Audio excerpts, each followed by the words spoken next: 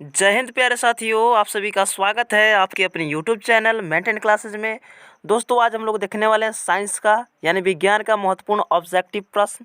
ये बहुत ही महत्वपूर्ण ऑब्जेक्टिव प्रश्न आज का होने वाला है। दोस्तों, वीडियो में बने रहिएगा, वीडियो छोड़कर मत जाइएगा।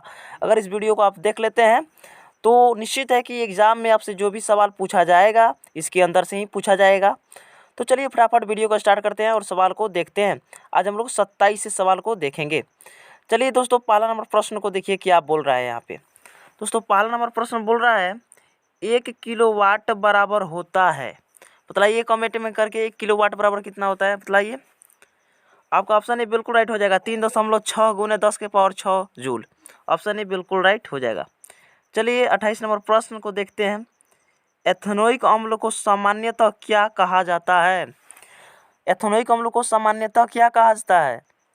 आपका ऑप्शन बी हो जाएगा, एसिटिक अम्ल कहा जाता है। ऑप्शन बी बिल्कुल राइट हो जाएगा। चलिए अगला सवाल को देखते हैं।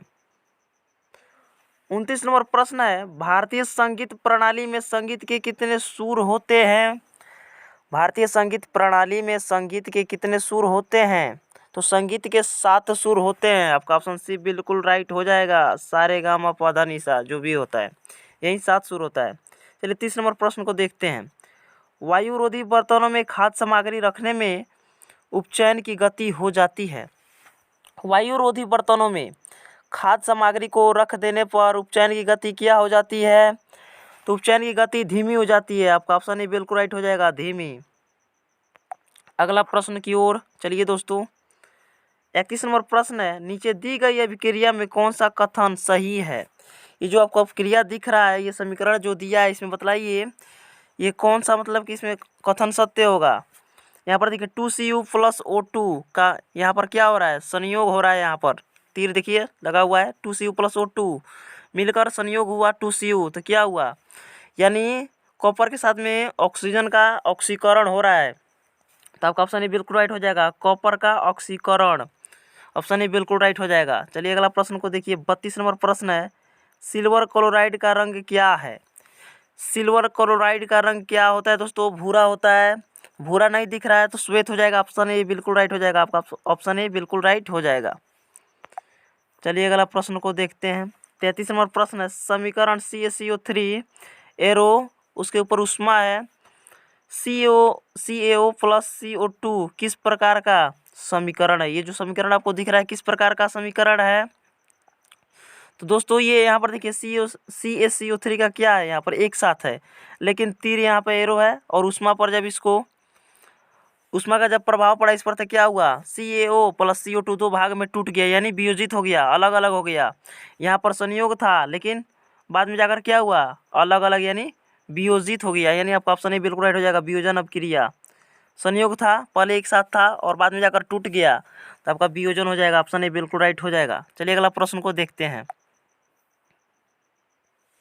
34 नंबर प्रश्न को देखिए दोस्तों, किसी लाल तप्त आयरन पर जल वाष्प प्रवाहित करने पर कौन सा यौगिक प्राप्त होता है? किसी लाल तप्त आयरन पर जल वाष्प प्रवाहित करने पर कौन सा यौगिक प्राप्त होता है? तो आपका ऑप्शन सी बिल्कुल राइट हो जाएगा, Fe3O4। ऑप्शन सी बिल्कुल राइट हो जाएगा, Fe3O4। चलिए अगला प्रश्न को देखते हैं। 35 नंबर प्रश्न है, हमारे शरीर में pH कितने प्रसर के बीच कार्य करता है? हमारे शरीर में pH कितने प्रासर के बीच कार्य करता है? तो 7.0 से 7.8 के बीच कार्य करता है। ऑप्शन बी बिल्कुल राइट हो जाएगा। बहुत बार पूछा जाने वाला ये प्रश्न है। चलिए 36 नंबर प्रश्न को देखते हैं क्या बोल रहा है। बेकिंग पाउडर का अणुसूत्र क्या होता है? बेकिंग पाउडर का अणुसूत्र बतलाना है। तो बेकिंग पाउडर का अणुसूत्र होता है NaHCO3। आपका ऑप्शन सी में दिख रहा होगा। आपका ऑप्शन सी बिल्कुल राइट हो जाएगा। अगला प्रश्न को देखते हैं। 37 नंबर प्रश्न, निम्न में से कौन आयनिक यौगिक है? बतलाना है निम्न से कौन आयनिक यौगिक है? तो CaCl2। ऑप्शन सी बिल्कुल राइट हो जाएगा, CaCl2। 38 नंबर प्रश्न है, निम्न में से कौन सा पदार्थ ऑक्सीजन से संयोग नहीं करता है? निम्न में से कौन सा पदार्थ ऑक्सीजन से संयोग नहीं करता है? तो आपका ऑप्शन बी बिल्कुल राइट हो जाएगा, गोल्ड। गोल्ड यानी सोना। ऑप्शन बी बिल्कुल राइट हो जाएगा, गोल्ड। चलिए अगला सवाल की ओर चलते हैं दोस्तों। 39 नंबर सवाल है, शुद्ध सोना को व्यक्त किया जाता है। तो शुद्ध सोना को 24 कैरेट में व्यक्त किया जाता है। ऑप्शन बी बिल्कुल राइट हो जाएगा, 24 कैरेट। ऑप्शन बी बिल्कुल राइट हो जाएगा। 40 नंबर प्रश्न है, वायुमंडल में CO2 गैस की उपस्थिति है। वायुमंडल में CO2 गैस की उपस्थिति कितनी होती है? तो 0.03%। आपका ऑप्शन सी बिल्कुल राइट हो जाएगा। Option C 0.03%। अगला प्रश्न को देखेंगे। 41 नंबर प्रश्न है दोस्तों, सल्फ्यूरिक अम्ल का अणु सूत्र क्या होता है? सल्फ्यूरिक अम्ल का अणु सूत्र बतलाना है। तो सल्फ्यूरिक अम्ल का अणु सूत्र होता है H2SO4। ऑप्शन बी बिल्कुल राइट हो जाएगा। ऑप्शन बी इज बिल्कुल राइट। 42 नंबर प्रश्न है, कार्बोक्सिलिक एसिड समूह कौन है? कार्बोक्सिलिक एसिड समूह कौन है? तो आपका हो जाएगा ऑप्शन बी इज बिल्कुल right, single bond COOH। Single bond COOH। चलिए अगला प्रश्न की ओर चलते हैं। 43 नंबर प्रश्न है, ओजोन के एक अणु में ऑक्सीजन के परमाणुओं की संख्या होती है। ओजोन के एक अणु में ऑक्सीजन के परमाणुओं की संख्या होती है। तो ओजोन के एक अणु में ऑक्सीजन के परमाणुओं की संख्या 3 होती है। आपका ऑप्शन सी बिल्कुल राइट हो जाएगा, 3। ऑप्शन सी बिल्कुल राइट हो जाएगा। 44 नंबर प्रश्न है, आवर्त सारणी में कितने आवर्त यानी क्षैतिज पंक्तियाँ होते हैं? आवर्त सारणी में कितने आवर्त क्षैतिज पंक्तियाँ होते हैं? तो ऑप्शन सी बिल्कुल राइट हो जाएगा, 7। ऑप्शन सी बिल्कुल राइट, 7 हो जाएगा। 45 नंबर प्रश्न है, सल्फेट अर्धहाइड्रेट या हेमीहाइड्रेट या अन्य नाम है? सल्फेट अर्धहाइड्रेट या हेमीहाइड्रेट का अन्य नाम है। तो इसका ऑप्शन बी बिल्कुल राइट हो जाएगा, plaster of Paris. Option B is बिल्कुल राइट, प्लास्टर ऑफ पेरिस। 46 नंबर प्रश्न है, ऑक्सीजन यानी ओ उस ऑक्सीजन को सूचित किया जाता है। तो ऑक्सीजन की परमाणु संख्या है। तो ऑक्सीजन की परमाणु संख्या 8 होता है। ऑप्शन बी इज बिल्कुल राइट हो जाएगा, 8। ऑप्शन बी बिल्कुल राइट हो जाएगा। 47 नंबर प्रश्न बहुत ही महत्वपूर्ण है, काफ़ी बार पूछा भी जाता है। 1 पिकोमीटर यानी 1 पिकोमीटर कितने मीटर के बराबर होता है? तो 1 पिकोमीटर कितने मीटर के बराबर होता है? तो आपका ऑप्शन सी बिल्कुल राइट हो जाएगा, 10⁻⁻12 मीटर। 10⁻12 मीटर। 48 नंबर प्रश्न है दोस्तों, एथेनॉल का क्रियाशील मूलक है। एथेनॉल का क्रियाशील मूलक क्या हो जाएगा? तो आपका ऑप्शन ए बिल्कुल राइट हो जाएगा, single bond OH। Single bond OH। चलिए अगला प्रश्न को देखते हैं दोस्तों। 49 नंबर प्रश्न है, किसी अभिक्रिया में भाग लेने वाले पदार्थ कहलाते हैं।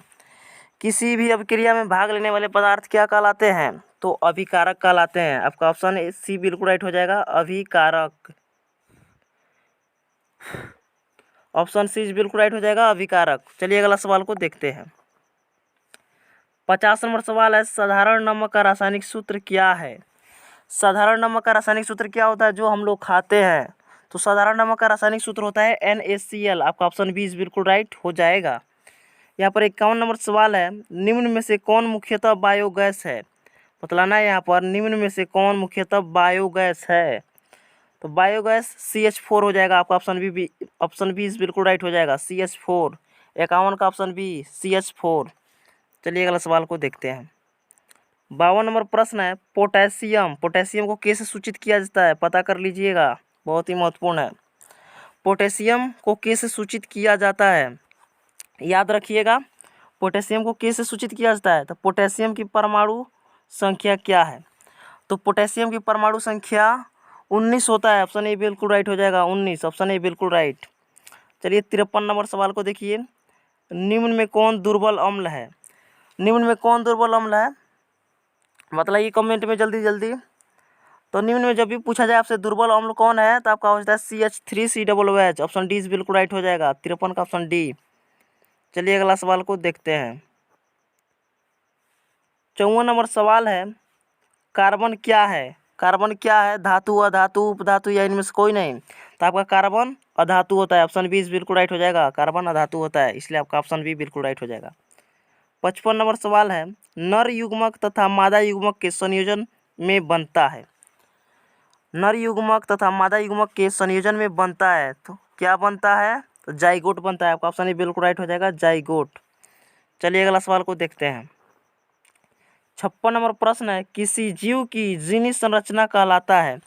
तो किसी भी जीव की जीनी संरचना क्या कहलाता है? तो जीन प्ररूप या जीनोटाइप कहलाता है। आपका ऑप्शन बी बिल्कुल राइट हो जाएगा, जीन प्ररूप या जीनोटाइप। चलिए अगला सवाल को देखते हैं। 57 नंबर प्रश्न है, मैदानी पारिस्थितिक तंत्र में तृतीय उपभोक्ता है। मैदानी पारिस्थितिक तंत्र में तृतीय उपभोक्ता कौन होता है? तो सर्प यानी सांप होता है। सर्प होता है। आपका ऑप्शन डी बिल्कुल राइट हो जाएगा। ऑप्शन डी बिल्कुल राइट हो जाएगा, सर्प। 58 नंबर प्रश्न है, रक्त में आयरन की कमी से होने वाला एक रोग है। तो रक्त में आयरन की कमी से होने वाला जो रोग है वो आपका एनीमिया है। ऑप्शन सी बिल्कुल राइट हो जाएगा, एनीमिया। चलिए अगला सवाल को देखते हैं दोस्तों। 59 नंबर प्रश्न है, कवक में पोषण की कौन सी विधि पाई जाती है? कवक में पोषण की कौन सी विधि पाई जाती है? तो कवक में पोषण की मृतजीवी विधि पाई जाती है। तो कवक में जब भी पूछा जाए आपसे कवक में पोषण की कौन सी विधि पाई जाती है, तो मृतजीवी टिक लगाएंगे, इसलिए आपका ऑप्शन बी बिल्कुल राइट हो जाएगा। ऑप्शन बी बिल्कुल राइट, मृतजीवी। 60 नंबर प्रश्न है, ऑक्सीजन है। तो ऑक्सीजन क्या है दोस्तों? ऑक्सीजन वसा है, एंजाइम है, हार्मोन है कि कार्बोहाइड्रेट है, क्या है? तो ऑक्सीजन एक हार्मोन है, इसलिए आपका ऑप्शन सी बिल्कुल राइट हो जाएगा, हार्मोन।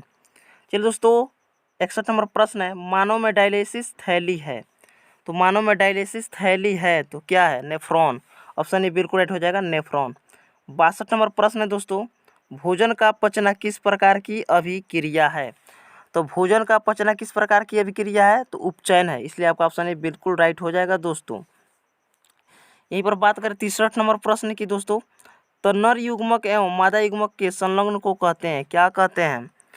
तो इनमें से कोई नहीं हो जाएगा, आपका ऑप्शन डी सही हो जाएगा। ऑप्शन डी बिल्कुल राइट हो जाएगा। नर युग्मक एवं मादा युग्मक के संलग्न को क्या कहते हैं?